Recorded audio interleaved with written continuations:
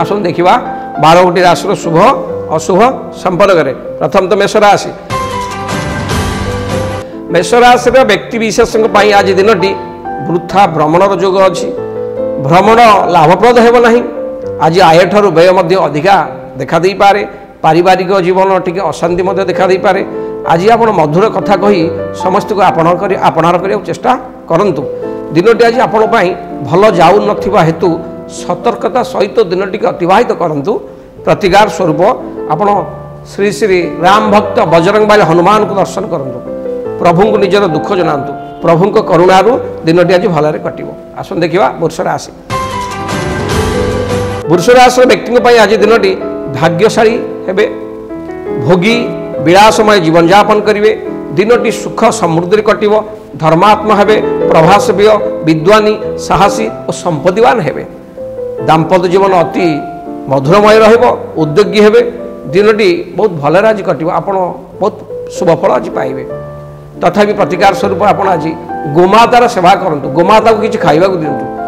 गोमाता अपार करुणारू दिनटी आहुरी मंगलमय शुभमय हम। आसन देखा मिथुन राशि। प्रथम तो मिथुन राशि व्यक्ति आज घातबार अतिवाहित होउछि मिथुन राशि व्यक्ति आज दिनटी मनरे आनंद उल्लास लगी प्रत्येक कार्य विलंब घटिपार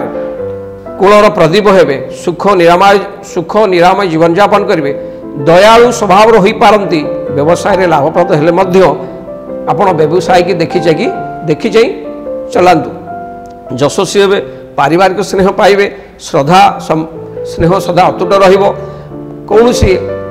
नूतन कार्य हाथ को नहीं आप तरबरिया भाव में डिसीजन नियंतु नहीं सब काम करंतु देखी जाई करंतु कारण आज घातबार अतिवाहित होउछि शुभफल आउरी पाइबा पई आपण माँ दुर्गा दर्शन करंतु माँ दुर्गा पाखरे निजर दुख जनातु माँ को पाखरे दीप एक शुद्ध गाई घीर दीपटी लगातु माँ को निजर दुख कहतु दुर्गा अपार करुणारू दिनटी आहुरी मंगलमय हम। आसन देखिए कर्कट राशि। कर्कट राशि व्यक्ति आज दिनटी आज आप भागवत प्रेम निमग्न रे कौन से धर्म अनुष्ठान योगदान करेंगे धार्मिक क्षेत्र में योगदान करी निजे मध्य लाभवान हेबे बेपार वाणिज्य लाभवान हेब पारिवारिक सुख अति उत्तम रहिबो शरीर भल रहिबो दिनटी बहुत भलरे कटिबो। प्रतिकार स्वरूप आपण आज निज माँ सेवा करंतु निज माँ को पादुची प्रणाम करंतु माँ